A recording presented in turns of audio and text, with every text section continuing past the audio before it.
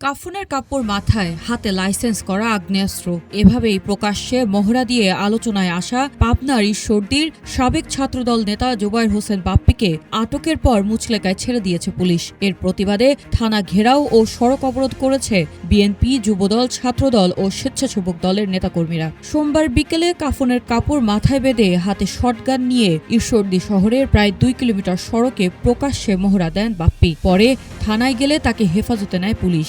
এরপর ডিবির কাছে হস্তান্তর করা হলেও রাতে মুচলেকা দিয়ে তাকে ছেড়ে দেওয়া হয়। এ খবর ছড়িয়ে পড়লে মঙ্গলবার সন্ধ্যায় ঈশ্বরদী থানার সামনে অবস্থান নেন বিএনপির একাংশের নেতাকর্মীরা। চলে সড়ক অবরোধ ও বিক্ষোভ। রাতে পুলিশের সঙ্গে আলোচনার পর অবরোধ স্থগিত করেন নেতাকর্মীরা, তবে আন্দোলন চালিয়ে যাওয়ার ঘোষণা দেন তারা।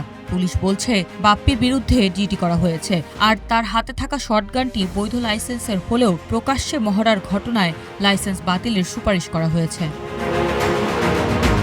News desk, green TV digital.